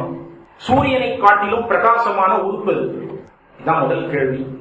அதுக்கு பதில் சொல்லிட்டோம்னா அடுத்தது போயிடும். அடுத்தது என்ன அப்படின்னு சொன்னா, பிறந்ததில் இருந்து வளராத உறுப்பு, ரத்தம் புகாத உறுப்பு எல்லாம் ஒண்ணுதான், கண்ணுக்குள்ள இருக்கக்கூடிய பாதை. இந்த உடம்புக்கு மூடு எது, கொண்டை எது? மூடுனா அடிமரம், ஸ்டெம். இந்த உடம்பு, மனித உடம்புக்கு மூடு எது, கொண்டை எது? நேற்று நாம படித்தது என்ன அப்படின்னா, தாயினுடைய வயிற்றிலிருந்து தொப்புள் கொடி வழியாக நாம் வருகின்ற பொழுது அந்த விஷயத்தை படிச்சோம். இன்றைக்கு தாயினுடைய வயிற்றிலிருந்து வெளியே வந்ததுக்கு அப்புறம் இண்டிபெண்டா இந்த சமூகத்தில், இந்த பிரபஞ்சத்தில் நாம் வாழ்வதற்கு உரிய இடத்தை பாருங்க. மூடு எது, கொண்டை எது அப்படின்னு சொல்ற. மூடு என்பது அடிமரம், மூடு என்பது அடிமரம், கொண்டை என்பது மேலே இருக்கக்கூடிய பிரான்ச். தாயினுடைய இந்த தர்க்க சாஸ்திரத்தில் தமிழ்நாடு மிக முக்கியமான இடத்தை பெற்றிருந்தது ஒரு காலத்தில். 16, 17ஆம் நூற்றாண்டில் தமிழ்நாடு மிகப்பெரிய விஷயத்தை இந்த தர்க்க சாஸ்திரத்தில் இருந்தது. அதை நாம அந்த காலேஜினுடைய அந்த மீட்டிங்ல அதை பேசினேன், பாதியில் அதை விட்டுட்டு வந்துட்டோம். ஒரு திருச்சியில் இருந்த ஒரு அரசவையில ஒரு நார்த் இந்தியாவில இருந்து வந்த ஒரு தர்க்க வித்வான் கேட்கிறார், உங்களுடைய நாட்டில் யாராவது என்னோடு தர்க்க வாதம் செய்வதற்கு இருக்கிறீர்களாமே? அப்ப அந்த அரசன் என்ன சொல்றானே, எங்க கோயிலில் இருக்க பூசாரி இருக்கிறார் அப்படின்றான். அவன் சொன்னானே இல்லையோ, அன்னையிலிருந்து பூசாரிக்கு லூஸ் மோஷன் ஸ்டார்ட் ஆயிடுச்சு. ஆனா அந்த பூசாரிக்கு பக்கத்துல ஒரு 8 வயது சிறுவன் இருந்தான். அந்த சிறுவனுடைய பெயர் பிற்காலத்தில் வைணவ மதத்தில் பேசப்பட்ட ஆளவந்தார் என்று பேசக்கூடிய அந்த பெரிய மகனார் தான் அன்னைக்கு 8 வயது சிறுவனாக இருக்கிறார். அவர் குருவுக்கு சொல்றார், நான் போகிறேன்னு சொல்லி பல்லக்கு வந்தது, பல்லக்கில் ஏறி பேலஸ்க்கு போயிட்டாங்க. தர்க்கம்னா என்ன அப்படின்னா, இன்னைக்கு நாம பண்ற எஸ்ஆர் நோ டைப் கொஸ்டின், ஆம் அல்லது இல்லை, இந்த கொஸ்டின்ஸ்க்கெல்லாம் அது தர்க்கத்திலிருந்து நமக்கு கிடைத்ததுதான். அந்த பக்கம் அரசன், அரசி, இந்த பக்கம் மந்திரி பிரதானிகள்லாம் எதிர் சைட்ல வித்வான் இருக்கார், இந்த சின்ன பையன் உட்கார்ந்து இருக்கிறார். பையன் கேள்வியை கேட்டான். கேள்வியை நீ கேட்கிறாயா, நான் கேட்கணும்? வித்வான் என்ன நினைச்சாருன்னா, சின்ன பையன் நாம கேள்வி கேட்டா சரியில்லை, அதனால கேள்வியை அவன் சைடு விட்டார், நீ கேட்டு போக. பதில் என்ன சொல்லணும்னா ஒரே வார்த்தை தான் சொல்லணும், ஆம் அல்லது இல்லைன்னு தான் சொல்லணும். அதோ அங்க இருக்கும் அரசி கற்பிழந்தவள். முதல் கேள்வி, வித்வான் ஆமான்னு சொன்னான்னா அரசன் தடையை வெட்டிடுவான், இல்லைன்னு சொன்னா பையன் தோற்றுவான். தர்க்கம். 2வது கொஸ்டின் உடனே பெரியவர் சொல்றாரு, நீ அடுத்த கொஸ்டின் போனோம், உங்க அம்மா மலடி. அதுவும் இவனுக்கு பெரிய ஷாக்கிங் ஆயிடுச்சு. உடனே எழுந்து சொல்றான், இந்த தமிழ்நாட்டிற்கு நான் அடிமைன்னு சொல்ற சாசனம், அதை திருவிளையாடல மாத்தி கொடுத்தாங்க. அப்ப இந்த ஆள வந்தார் அந்த கேள்வி. இது மாதிரி பல்வேறு கேள்விகளை இந்த வர்மமும் அடுக்கிட்டே போகும். அந்த கேள்வியில் என்னன்னா, அரச சத்திரிய வம்சத்தில், அங்க விடை சொல்ல இங்க பேசுகிறோம், சத்திரிய வம்சத்தில் இருக்கக்கூடிய ஒரு பெண்ணை திருமணம் செய்து கொடுக்கணும் அப்படின்னு சொன்னா, முதல்ல தீக்கடவுள் அக்னி தேவனுக்கு திருமணம் செய்து கொடுப்பார்கள். அக்னி வளர்த்து அக்னி தேவனோடு அவளுக்கு திருமணம் ஆனதுக்கு அப்புறம் தான், அந்த ஒரு பங்கன் முடிச்சதுக்கு அப்புறம் தான் ஒரு மனிதனுக்கு கட்டி கொடுப்பாங்க. ஒரு பெண் 2 பேரை திருமணம் செய்தால் அப்படின்னு சொன்னா அவ எப்படி கற்புடையவள் என்பதுதான் அந்த தர்க்கத்தினுடைய வாதம் முடிவு. உங்க அம்மா மலடி அப்படின்னு சொன்னா என்னன்னா, வைத்திய சாஸ்திரத்துப்படி ஒரு குழந்தை பெற்ற பெண்ணை மலடி என்று சொல்வது வழக்கம். கதலி மலடு, வைத்திய சாஸ்திரத்துக்குள்ள போன கதலி மலடு. கதலி மலடுனா வாழை ஒரே ஒரு கொலையை தான் ஏனும், அடுத்த கொலை அந்த வாழை போடுவதில்லை. எனவே கதலி மலடு. அடுத்த ஒரு மலடு பாருங்க, காக மலடு. காகத்தையும் மலடுன்னு தான் சொல்லியிருக்கிறாங்க. ஏன் அப்படின்னா, காகம் ஒரு முறை அல்லது 2 முறை தான் அது குஞ்சு பொரிக்கும். காகத்தினுடைய மொத்த வயது எவ்வளவு அப்படின்னு பாத்தீங்கன்னா 3. அது ஃபுல் மெச்சூர் ஆகி அது ஒரு இனவிருத்தி செய்வதற்கு 1.5 வருஷம் ஆகும். அந்த 1.5 வருஷம், அடுத்த 1.5 வருஷத்துல அது 2 தடவை தான் அது தன்னுடைய இனப்பெருக்கத்தை விருத்தி செய்யும். அதோடு முடியும். வைத்திய சாஸ்திரம் என்ன சொல்றது அப்படின்னு சொன்னா, ஒரு பெண் முதல் குழந்தையை பெற்றதுக்கு அப்புறம் தான் அவளுடைய கூப எலும்பு, அந்த இடுப்பு எலும்பு ஒழுங்கான பிக்ஸ் ஆகும். இடுப்பு எலும்பு மட்டுமல்ல, கை எலும்புகள் எல்லாம் ஒழுங்கா ஃபார்ம் ஆகிறதுக்கு முதல் குழந்தை பிறந்ததுக்கு அப்புறம் தான். எனவே முதல் குழந்தை பெற்று எடுத்தால் தாய்மை பேறு அடைந்தவர்கள் இல்லை. எனவே சொல்வதற்கு இப்படிப்பட்ட தர்க்க சாஸ்திரத்தில் நாம மூடு எது, கொண்டை எது? தாயினுடைய வயிற்றில் கரு உற்பத்தி ஆகின்ற பொழுது வாழையினுடைய பூவினுடைய ஷேப் தான் ஃபர்ஸ்ட் வரும். சின்ன சின்னதா வாழைப்பூ. எப்பவும் குரோமோசோம் ஸ்பிளிட்டிங் அப்படின்னு சொல்லி ஒண்ணு சொல்றாங்க.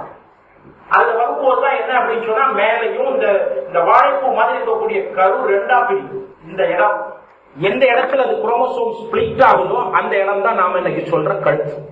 அதனால இந்த கழுத்துல நாம கை வைக்கின்ற பொழுது ஒரு பெரிய மரத்தினுடைய அடிமரத்தில் கை வைக்க போறோம் அப்படிங்கிற நினைப்போடு நாம் கை வைக்கணும். சும்மா இஷ்டத்துக்கு கை வச்சிடக்கூடாது. இந்த முக்கியத்துவத்தினாலதான் இந்த இடத்துக்கு அவ்வளவு வேல்யூஸ் கொடுத்திருக்கிறாங்க. ஏன்னா இங்க இருந்து சப்ளை பண்ணக்கூடிய இடத்துதான் கீழே இருக்கக்கூடிய ரூட் ஆஃப் அவர் நம்முடைய பாடியினுடைய கீழே இருக்கக்கூடிய பகுதியையும் மூளையையும் தாங்குவதற்குரிய இடம் இந்த இடம்ங்கிறதுனால இது வந்து பொன் நெட்டி. எனவே இந்த இடத்தை நாம் ஒழுங்காக செய்ய வேண்டும். எப்படி அசைப்பது, எதற்கு முக்கியத்துவம் அப்படின்னு சொன்னாங்க, உடம்பு வெளியே போயிட்டு அழுக்காகி சொட்டிங்க இருந்தா குளிச்சிடலாம். மனசு அழுக்கா இருந்தா வள்ளுவன் சொன்னது மாதிரி உண்மையே பேசி மனசினுடைய அழுக்கை போக்கிடலாம். ஆனா இன்னொரு அழுக்கு இருக்கு, என்ன தெரியுமா? டெய்லி நாம் வெளியே வந்துட்டு, அதுவும் குறிப்பா புது ட்ரெஸ் எல்லாம் போட்டு வெளியே வந்துட்டு, இல்லைன்னா புது அணிகலன்கள்லாம் போட்டு, இல்லைன்னா புதிய கார் வாங்கி வெளியே வந்துட்டு வீட்டுக்கு போனோம்னா பாடி பெயின். அதுக்கு என்ன தோஷம்? திருஷ்டி தோஷம். எல்லாவற்றிற்கும் மந்திரம் இருக்கு. ஸ்தம்பனம் முதல் மாரணம் வரை 8 விதமான மந்திரங்களை எல்லாத்துக்கும் பண்ணி கிளியர் பண்ணிடலாம். ஆனா அந்த திருஷ்டி தோஷம் மட்டும் டெய்லி பியூரிஃபை பண்ணணும். அந்த திருஷ்டி தோஷம் எங்க போய் பதியுது அப்படிங்கறத நம்முடைய வர்மம் பேசியிருக்கிறது அப்படின்னு சொன்ன சூக்கும சரீரத்தை போய் அதை டச் பண்ணணும். பிசிக்கல் பாடி பருவுடம்பை தொடவில்லை, நுண்ணுடம்பை போய் அது வந்து தொடுது. நுண்ணுடம்பை தொடுவதனால வேகமாக உடம்புக்குள் பரவி. அப்போ கண்ணினுடைய பார்வை என்ன, அந்த கண்ணுக்குள்ள எத்தனை வர்மம் இருக்கு, அதை பற்றி இன்னொரு கிளாஸ் வாய்ப்பு கிடைச்சா பண்ணுவோம். அதனால என்ன அப்படின்னு சொன்னா அந்த நுண்ணுடம்பை போய் அது தொடர்றதுனால நம்முடைய நுண்ணுடம்பு சோர்வான உடனே பருவுடம்பும் சோர்வாயிடும். அதுதான் டயர்ட்னஸ். அதனால தினம் தினம் காலையில் எழுந்தவுடன் பெட்டை விட்டு எழுந்திருக்கிறோமோ இல்லையோ, நம்முடைய இடது கையை அந்த C7 அப்படிங்கிற இடத்துல மேல வச்சுட்டு வலது கையை அதுக்கு மேல வச்சு ஒரு தடவை கையை அப்படி பிரஸ் பண்ணிட்டோம் அப்படின்னு சொன்னாலே போகும். திருஷ்டி தோஷம் மட்டுமல்ல, நம்ம உடம்புக்குள்ள இருக்கக்கூடிய சூக்கும சரீரமும் ஒழுங்காக வந்து அந்த இடத்துல அலையலாம். இதை தெரிந்து கொண்டுதான் நம்முடைய முன்னோர்கள் என்ன பண்ணாங்க அப்படின்னு சொன்னா, கை விரல் வைத்து பண்றதுங்கிறது ஒண்ணு. இன்னும் சில இடங்கள்ல பார்த்தீங்க அப்படின்னு சொன்னா அந்த இடத்துல ஹிந்துவிசமா இருந்தா விபூதி போட்டுக்குவாங்க, நாமத்தை போட்டுக்குவாங்க. காலையில் எழுந்த உடனே இந்த ஸ்தூல சூக்கமும் ரெண்டும் மிஸ் மேட்ச் ஆயிடுச்சு அப்படின்னு சொன்னா நம்முடைய வேலைகள் எல்லாம் பழுதுபட்டுவிடும். இந்த கோவையில் இப்பவும் இருக்கிறார் லீடிங் லாயர் ராஜேந்திரன். மத்தியானம் 12:10 கோர்ட்ல ஆர்கியூ பண்ணா. இன்றைக்கு அல்ல, இன்றையில இருந்து ஒரு 15 வருஷத்துக்கு முன்னாடி ஆர்கியூ பண்ணா ஆன் த ஸ்பாட் அன்கான்சியஸ். அப்ப என்ன, ஸ்தூலமும் சூக்கமும் மிஸ்மேட்ச் ஆகலைன்னா மயக்கம் வரும். முதல் குறிப்பு என்ன தெரியுமா? திருஷ்டி தோஷத்தை மாற்றும். அதுதான் இன்னைக்கு நமக்கு இந்த பாடத்துல. ஏன் அப்படின்னு சொன்னா நம்முடைய அடுத்தவர்களுடைய பார்வைகள் எல்லாம் நம்ம மேல படுகின்ற பொழுது நம்முடைய சூக்கும சரீரத்தை அது எப்ப தொடுறதோ டெய்லி தொடும். என்ன நாம இருக்கிற அழகுக்கு உங்களை சொல்ற என்ன கண்டிப்பா தொடும். அதனால என்ன அப்படின்னு சொன்னா அந்த சூக்கும சரீரத்துல போய் அது பட்டுதுன்னா அதை தினமும் ஒழுங்குபடுத்துவதற்கு செய்யும். இந்த ஸ்தூலமும் சூக்கமும் மிஸ்மேட்ச் ஆயிடுச்சுன்னா என்ன அப்படிங்கிறது நான் சந்தித்த ஒரு சில நிகழ்வுகள், அதை இங்க பேசியிருப்பேன். தலையில் இருக்கிறது, தலையில அடிபட்டால் இங்கேயும் ஸ்தூலமும் சூக்கமும் சேர்ந்திருக்கும். அதனால இதையும் அடிபடாம பார்த்துக் கொள்ளலாம். ஒரு டாக்டர் தலையில் அடிபடுது, அடிபட்டு 32 ஹவர்ஸ் கழிஞ்சதுக்கு அப்புறம் அந்த டாக்டருடைய இடுப்பு பகுதிக்கு மேல இருக்கக்கூடியது இப்படி சுத்த ஆரம்பிச்சு ட்ரங்க் பார்ட் ஆஃப் த பாடி மொத்தமா ரோல் ஆகுது. கோயம்புத்தூர் PhD மருத்துவமனையில் இருக்கக்கூடிய லீடிங் நியூராலஜிஸ்ட் டாக்டர் பிரணேஷ் இன்னைக்கு 80+ இருக்கிறார். அவர்கிட்ட கொண்டு போய் அட்மிட் பண்ணி அவருக்கு ட்ரீட்மெண்ட் கொடுத்துட்டு அவர் கடைசியில் 7.5 மில்லிகிராம் டயசஃபார்ம் டேப்லெட் தூக்கத்துக்கு கொடுத்ததுக்கு அப்புறம் படுத்திருந்தா ஒண்ணும் செய்யாது, உட்கார்ந்தா போதும் ட்ரங்க் பார்ட் ஆட ஆரம்பிச்சு. அப்புறம் அங்கிருந்து வீட்டுக்கு வர்றாங்க. வீட்டுக்கு வரும்போது 2 பேரும் பிடிச்சிருக்கிறாங்க அந்த டாக்டர். அந்த டாக்டர் இப்படி சுத்திட்டே வர்றாங்க. நம்ம ஊர்ல மாரியாத்தா காளியாத்தா ஆடும்போது 2 பேர் பிடிச்சிருந்தா மேல ட்ரங்க் பார்ட் சுத்தும் அதை மாதிரி சுத்திப்பாங்க. சீட்ல வந்து உட்கார்ந்தாச்சு. உட்கார்ந்த உடனே இப்படி ஆடிட்டே இருக்கிறாங்க. தலை வேற கிராப் பண்ணிருக்காங்க, அதனால முடியும் கட்ட முடியாது, அது ஒரு சைடு சுத்திட்டு இருக்குது. என்னுடைய மனைவி கீழே இறங்கி வந்த உடனே ஆன்டி சௌக்கியமா இருக்கிறீங்களா கேட்டார். அது ஒரு கண்டிஷன். பேரண்ட்ஸ் எல்லாம் அழ ஆரம்பிச்சுட்டாங்க. வெளியில இருந்து ஒருத்தர் வந்து கேட்டா, சார் ஏதாவது பேய் குடிச்சிருக்கோமா சார்? ஏன்னா நம்ம ஆட்கள் தான் இப்படி சுத்த ஆரம்பிச்சாலே பேய் தானே. ஆனால் அந்த டாக்டர் மட்டும் தெளிவா சொன்னாங்க, சார் நான் இங்கேயும் இருக்கிறேன், நான் அங்கேயும் இருக்கிறேன். இப்படிதான் சார் சொல்லிட்டே இருக்கிறா 7 நாளா. நான் இங்கேயும் இருக்கிறேன் அங்கேயும் இருக்கிறேன்னு சொல்லிட்டு இருக்கிறா. அதை பிடிக்கிறதுக்கு நான் முயற்சி பண்றேன்னு சொல்லிட்டு இருக்கிறான். அப்ப ஸ்தூலமும் சூக்குமமும் எங்கெல்லாம் சேர்ந்திருக்கும் என்பதை தெரிந்து கொண்டோம் அப்படின்னு சொன்னா மிகப்பெரிய. இது மட்டுமல்ல, இன்னொரு டாக்டர், அவ அலோபதிக் டாக்டர், தலையில அடிபடுது, தன்னுடைய குழந்தைக்கு வீட்டுல உட்கார்ந்து டீச் பண்ணிட்டு இருக்கிறாங்க. பூமிக்குள்ள இறங்குறது மாதிரி ஒரு மாயை, ஆனா நிச்சயமா இறங்கல. உடனே என்ன போன்ல கூப்பிட்டாங்க, என்ன பண்றது, வந்துருங்க கோவைக்கு அப்படின்னு. எல்லாத்துக்குமே நார்மல், அது வேற. அந்த ட்ரீட்மெண்ட் ஒழுங்கா மேட்ச் எதை பண்ணணும்னா இதுதான் பண்ணணும். கழுத்துக்கு மேல கை வைக்க சொல்லி இதையும் வச்சுட்டு கழுத்தை அசைச்சிட்டோம் அப்படின்னு சொன்னா ஸ்தூல சூக்குமத்தை ஒழுங்குபடுத்தும். இந்த ஸ்தூலமும் சூக்குமமும் இந்த இடத்துல தான் இருக்கும்னு அவங்களுக்கு எப்படி தெரியும்? இங்க இருக்குது எப்படி? ஸ்தூலமும் சூக்குமமும் உடம்புக்குள்ள. இப்ப நம்ம சென்னை போனோம்னா அங்க இப்போ ஒரு மெட்ரோ ரயில் சிஸ்டம் பண்ணிருக்கிறாங்க, உங்களுக்கு தெரியும். பூமிக்குள்ள போகும், எங்கேயாவது ஒரு இடத்துல அப்படி வெளியில வந்து நிற்கும், திரும்பவும் பூமிக்குள்ள போயிடும். ஸ்டேஷன்ல ஆள் இறக்கி விட்டு திரும்பவும் போயிடும்.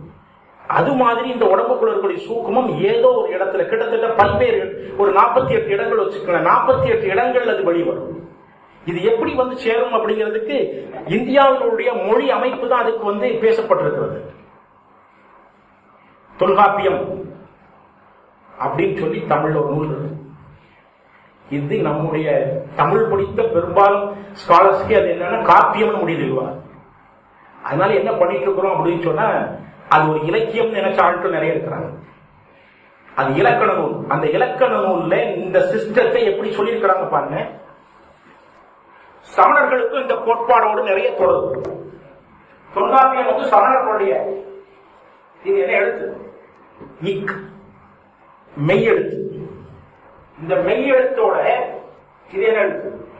உயிர் எழுத்து. இதுல ஆதாம் பவல். இந்த மெய் எழுத்தோட இந்த உயிர் எழுத்து சேர்ந்தா என்னவா வரும்?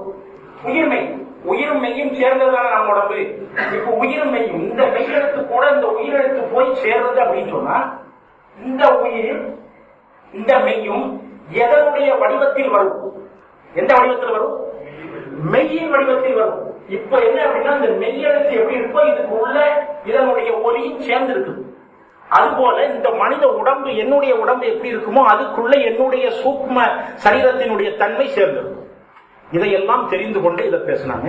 அதனால இந்த இடத்துக்கு எழுதிக்கும் முதல் வேலை இது திருஷ்டி தோஷத்தை போகும். இரண்டாவது, இந்த ஸ்தூலமும் சூக்மமும் சரியாக சேரவில்லை என்றால் இன்ஃபர்டிலிட்டி, குழந்தை பாக்கியத்தை தள்ளும். இன்னைக்கு நாம கண்டுபிடிச்ச விஷயங்கள் எல்லாம் சில யங் கப்பிள்ஸ் வருவாங்க, எல்லாம் பாத்தீங்கன்னா மார்பாலஜிக்கல் கண்டிஷன்ல 2 பேருக்கும் உள்ளேயும் பாத்தீங்கன்னா ரெக்கார்ட்ஸ் கரெக்டா இருக்கும். ஆனா இஷ்யூஸ் இருக்காது. அப்புறம் டெஸ்ட் டியூப் பேபி இதெல்லாம் போயிட்டு தான் திரும்ப வருவாங்க. வேற ஒண்ணு இருக்காது. இந்த ஒரே விஷயம் தான். உனக்கு தலைவலி இருக்குதாமான்னு கேட்டா ரெகுலரா. யாருக்கெல்லாம் ரெகுலரா தலைவலி வருதோ அங்க ஸ்தூலமும் சூக்குமமும் ஒழுங்கா இல்லாம மிஸ் மேட்சிங் இருக்கும். அதை ஒழுங்குபடுத்துறதுக்கு நாம இதை செய்தா இருக்கோம். இந்த இடத்துல சொல்றது பாருங்க, தமிழ் எழுத்து மட்டுமல்ல, இந்தியாவில் எழுதப்பட்ட சமஸ்கிருதமாக இருந்தாலும் சரி, ஈவன் தேவநாகி ஸ்கிரிப்டாக இருந்தாலும் சரி, இல்ல மலையாளம், இந்தியாவில் இருக்கக்கூடிய அத்தனை மொழிகளிலையும் மெய்யெழுத்து வந்துடுச்சு அப்படின்னு சொன்னா அது ஃபார்ம் இப்படிதான் இருக்கிறதுக்குள்ள. வெளிநாட்டு மொழியாக இருந்தால், ஆங்கிலமாக இருந்தால் அங்கே 2 தனித்தனியாக நிற்கும். நம்முடைய மொழி அமைப்பே, நம்முடைய இந்தியர்களுடைய மொழி அமைப்பை எதை மையமாக வைத்தது அப்படின்னு சொன்னா நம்முடைய உடம்பை மையமாக வைத்தது. தமிழினுடைய முதல்ல இங்க பாருங்க, இந்த 216 தமிழுடைய எழுத்து எவ்வளவு தெரியுமா? ஏன் தமிழுக்கு மட்டும் இத்தனை எழுத்து ஏன் உச்சரிக்கணும் அப்படின்னா, நீ அத்தனை எழுத்தையும் உச்சரிச்சாலாவது உனக்குள்ள 21,600 சுவாசம் உள்ள போகும். தமிழ் எழுத்து 216. அதுல உச்சியில ஒரு எழுத்து பிறக்கும். இன்னைக்கு அந்த எழுத்தை நாம் அப்படியே விட்டுட்டோம். உச்சியில பிறக்கிற எழுத்து என்ன தெரியுமா? ஆயுத எழுத்து. இதுக்குதான் இன்னைக்கு இந்த உச்சியில அந்த எழுத்தை அது எப்படி வச்சிருக்கோம் அப்படின்னு சொன்னா ஒவ்வொரு உயிரெழுத்தோடும் சேர்ந்து 16 முறை அசையும். அப்படின்னா மேல போய் அது அதிரும். எதற்கு அப்படின்னு சொன்னா இந்த ஆயுத எழுத்து எது அப்படின்னு சொன்னா, இந்த ஆயுத எழுத்துக்கு ஏன் 3 புள்ளி கொடுத்திருக்கிறாங்க? அப்ப நம்முடைய உடம்புக்குள் இருக்கக்கூடிய 3 உடம்புகளையும் ஒழுங்குபடுத்துவதற்கு பேசப்பட்ட ஒரு எழுத்தாக வெகு காலத்திற்கு முன்னாடியே அகேனம், அந்த எழுத்தை உச்சரிக்கிறது கூட அகேனம் தான் சொல்லணும். அப்போ நம்முடைய ஸ்தூலத்தையும் சூக்குமத்தையும் இணைத்து செயல்படுவதற்கு அந்த எழுத்தை கூட நம்ம பயன்படுத்தி இருக்கிறாங்க. இந்த கழுத்துல எதற்கெல்லாம் அந்த டிசீஸ் எழுத்து, 1 திருஷ்டி சோஷத்தை போக்கும், நம்பர் 2 இனவிருத்தி, அதாவது அந்த சூக்குமம் வந்து மிஸ் ஆயிடுச்சு அப்படின்னு சொன்னாலே இன்ஃபர்டிலிட்டியினுடைய ப்ராப்ளம் வந்துடும். கரு உற்பத்தியை தடை செய்யும். மூன்றாவது கழுத்து வழியை தொடர்ந்த நெக் பெயின். நாம் இன்னைக்கு 2 வீலர் ஓட்டுற அத்தனை பேருக்கும் நெக் பெயின். அதுவும் நம்ம ரோடு கண்டிஷனுக்கு நீங்க 4 வீலர்ல வந்தாலும் நெக் பெயின் வந்துடும். ஏன்னா எல்லா இடத்துலையும் குதிச்சு தானே வரோம். அதை ஒழுங்குபடுத்துவதற்கு என்ன செய்யுது? இந்த கழுத்துல நாம கை வைக்கிறது, காலையில பெட்டை விட்டு எழுந்த உடனே நம்ம வச்சுடுறோம். ஒரு வேளை நெக் பெயின் வந்துடுச்சு அப்படின்னு சொன்னா என்ன பண்றது அப்படின்னு சொன்னா, இந்த 2 ரிஸ்ட் இருக்குல்வா மணிக்கட்டு, இந்த மணிக்கட்டை ஒன்னோடு ஒண்ணு அடிச்சாங்க.